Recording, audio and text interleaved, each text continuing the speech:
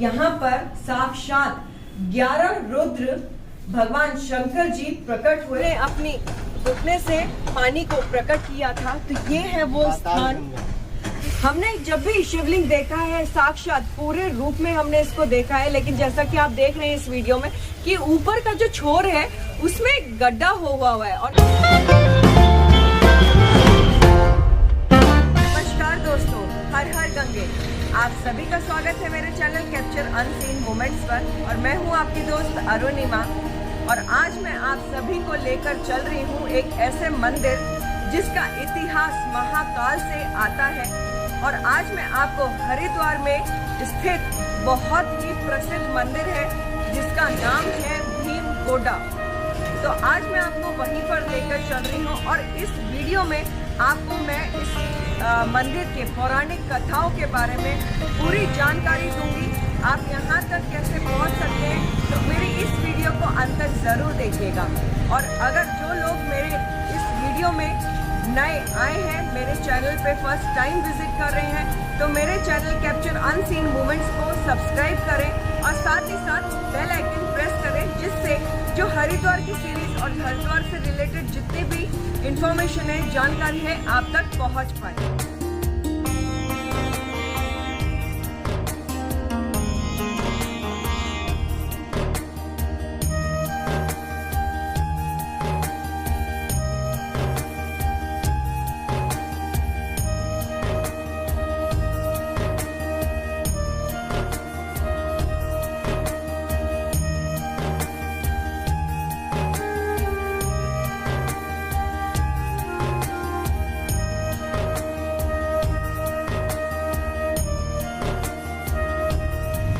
हरकी पौड़ी से ये जो भीमगोडा है 500 मीटर की दूरी पे है, यानी आधा किलोमीटर की दूरी पे है। और अगर आप रेलवे स्टेशन या बस स्टैंड से आते हैं भीमगोडा को, तो जो उसकी दूरी है वो 3 से 3.5 किलोमीटर है।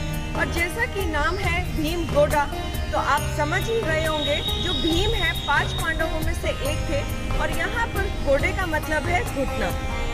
तो ये जो कुंड है इसकी बहुत सी कथाएं यहाँ पर प्रचलित है। जब पांडव पृथ्वी से स्वर्ग लोक का रास्ता खोज रहे थे, तो वो इसी स्थान पर आ पहुंचे, और तब माता कुंती को प्यास लगी। तो जब प्यास लगी माता कुंती को, तो जो भीम है उन्होंने अपने घोड़े के प्रहार से यहाँ पर जल का एक स्रोत फूट पड़ा था। तो उस जल से सभी ने अपनी प्यास बुझाई, यानी माता कुंती, 5 पांडव और जो पंचाली थे, उन सभी ने अपनी प्यास बुझाई, और फिर उन सभी ने अपनी यात्रा यहाँ से आरंभ करी। तो अब मैं अंदर आ चुकी हूँ। जैसा कि आप सामने देख रहे हैं, ये है भीम जो कि आप सामने देख रहे हैं। और आप सभी जानते हैं कि 5 पांडव हैं, तो साथ में माता कुंती है और उनके 4 पुत्र यहाँ पर विराजमान है। साथ ही में जो आप प्रतिमा देख रहे हैं दोनों, ये है घटोत्कच और ये है हिडम्बा। और जैसा कि आप सभी जानते हैं कि श्री कृष्ण जी ने पांडवों का साथ दिया था, तो इन सब के साथ यहाँ पर श्री कृष्ण जी भी विराजमान है। तो चलिए चलते हैं यहाँ से बाहर। और जैसे ही आप बाहर आते हैं, तो अब मैं आपको दिखाती हूँ वो स्थान जहाँ पर भीम ने अपने घुटने से प्रहार कर कर पाताल लोक से गुप्त गंगा प्रकट की थी। तो चलिए चलते हैं यहाँ से नीचे।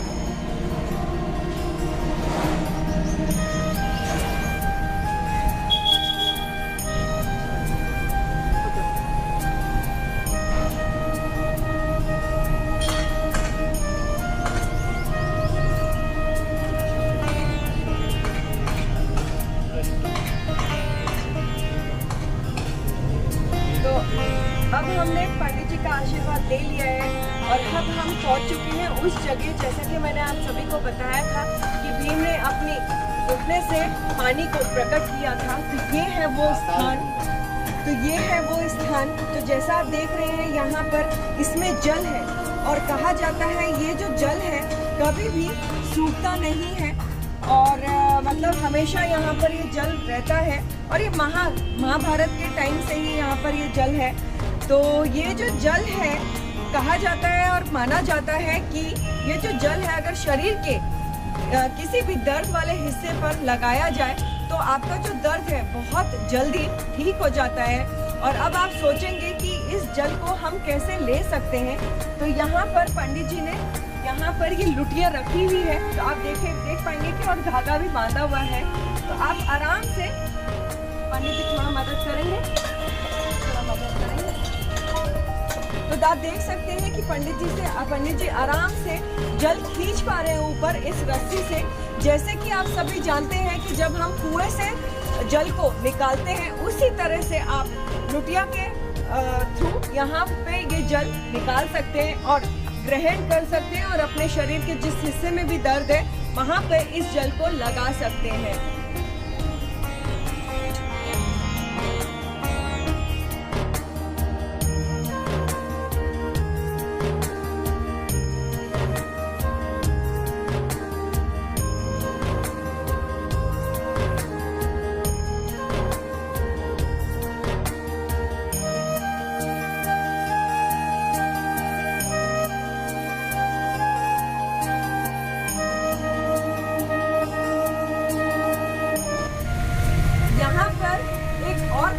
प्रचलित है। ऐसा माना जाता है कि भीम ने यहाँ पर भगवान शंकर जी की तपस्या की थी, और उस तपस्या से भगवान शंकर बहुत प्रसन्न हुए थे। तो उन्होंने माँ गंगा को यहाँ पर उनकी सहायता के लिए बोला। तो जैसा कि आप जानते हैं कि भीम ने अपने गोदे से यहाँ पर पाताल लोक से गुप्त गंगा प्रकट की थी। तो तब माँ गंगा यहाँ पर प्रकट हुई, जिसको सभी ने मतलब उस गंगा को सभी ने उनका जल ग्रहण किया, और वहाँ पर उन्होंने स्नान भी किया, और उसके बाद यहाँ से सभी ने अपनी यात्रा को शुभारंभ किया। ये जो आप शिवलिंग देख रहे हैं, इसका मैं एक इंटरेस्टिंग फैक्ट आपको बताती हूँ और दिखाऊंगी भी। ये जो शिवलिंग है, जैसा कि आप जानते हैं कि भगवान शंकर को हम शिवलिंग रूप में पूजते हैं, तो ये जो शिवलिंग है महाभारत काल से मतलब बहुत प्राचीन शिवलिंग इसको मतलब माना जाता है। और अब मैं आपको बताऊंगी इसका इंटरेस्टिंग मतलब दिखाऊंगी इसका इंटरेस्टिंग फैक्ट कि ये हमने जब भी शिवलिंग देखा है साक्षात पूरे रूप में हमने इसको देखा है, लेकिन जैसा कि आप देख रहे हैं इस वीडियो में, ये ऊपर का जो छोर है उसमें गड्ढा हुआ है, और गड्ढे में आप देखेंगे कि कितना गहरा ये गड्ढा हो गया और उसमें जल भी है। तो इसकी वजह मैं आपको बताना चाहूंगी कि गड्ढा क्यों है। कहा जाता है कि जब इसमें जल चढ़ाया जाता था महाभारत के समय से, तो जल चढ़ा के जो ऊपर का हिस्सा है उस वजह से इसमें गड्ढा हो गया है।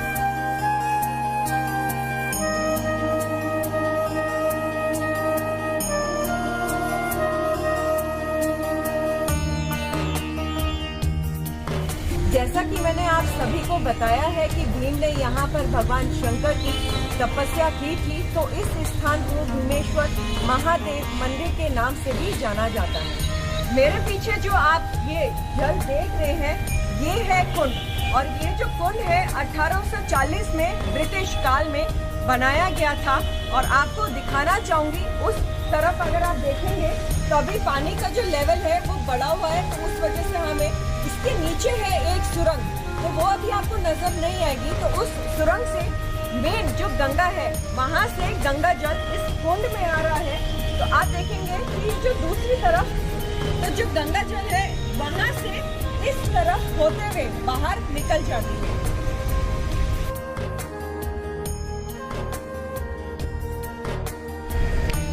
नारद पुराण के उत्तर वाले भाग में एक श्लोक लिखा है, और उस श्लोक का मतलब ये है कि जो हमारी 4 धाम यात्रा है, मतलब गंगोत्री, यमुनोत्री, बद्रीनाथ और केदारनाथ की जो यात्रा करते हैं, तो जो वो यात्रा है हमारी 4 धाम की, जो लोग असमर्थ हैं या जो हमारे बुजुर्ग हैं नहीं कर पाते हैं, तो ऐसा उसमें लिखा है कि इस कुंड में स्नान करने के बाद जो कि आपकी 4 धाम यात्रा है वो यहाँ पर स्नान करने के बाद पूर्ण हो जाती है।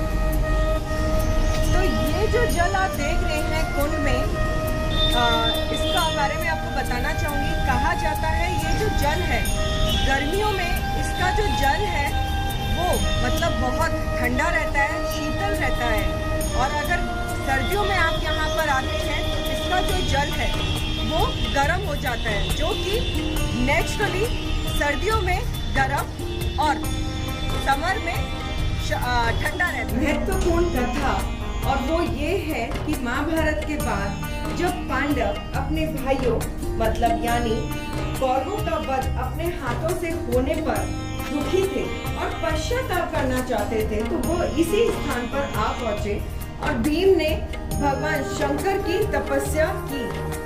तब बाद में भगवान शंकर की तपस्या करने के बाद यहाँ पर साक्षात 11 रुद्र भगवान शंकर जी प्रकट हुए, जो कि बाद में ये जो आप देख रहे हैं शिवलिंग के रूप में यहाँ पर परिवर्तित हो गए। और ये वो ही शिवलिंग है, जैसा कि आप देख पा रहे हैं कि टोटल 11 है। और यहाँ पर कहा जाता है कि जो भीम है उन्होंने अपने घुटने के प्रहार से जो जल यहाँ पर गुप्त गंगा निकाली थी, तो उसको ग्रहण करने के बाद और अपने भाइयों कौरवों की स्वर्ग प्राप्ति के लिए उन्होंने यहाँ पर पिंड दान किया था और उसके बाद यहाँ से अपने स्वर्ग लोक की यात्रा को प्रारंभ किया था। मैंने यहाँ पर एक चीज नोटिस की है कि जब आप भीमगोड़ा कुंड आते हैं तो बाहर कहीं पे भी इसका प्रवेश द्वार नहीं बना है, जैसे कि आमतौर पे हमें मंदिरों में देखने को मिलता है। और साइनेज बोर्ड भी लगा हुआ है कि आप राइट जा सकते हैं, लेफ्ट जा सकते हैं। लेकिन जब आप भीमगोड़ा कुंड आते हैं तो कहीं पे भी दूर दूर तक कहीं मेंशन नहीं है। तो उस वजह से हमने गूगल सर्च करके हम यहाँ पहुँचे हैं और साथ ही साथ कुछ लोगों से पता करते हुए इस जगह हम पहुँचे हैं। तो मैं उत्तराखंड की जो गवर्नमेंट है उनसे रिक्वेस्ट करूंगी कि जैसे और मंदिरों के बाहर में हम एक प्रवेश द्वार बनाते हैं और उस पे उसका नाम लिखते हैं, तो आप सभी से रिक्वेस्ट है कि यहाँ पर भी भीमगोड़ा कुंड के लिए आप एक प्रवेश द्वार बनाएं और उस पर भीमगोड़ा कुंड प्रवेश द्वार लिखिए। जो आप मेरे पीछे जल देख रहे हैं तो आप इसकी स्थिति देख पाएंगे कि ये जो जल है साफ नहीं है। तो मुझे बताया गया है कि ये जो जल है इसके नीचे इन्होंने टाइल्स लगा दी है। तो जिस वजह से आप सभी को पता है कि अगर टाइल्स लगा दिया जाएंगे तो पानी को ऑक्सीजन नहीं मिलेगी। तो उस वजह से ये जो जल का मतलब जब जल देख रहे हैं तो ये पानी साफ नहीं है।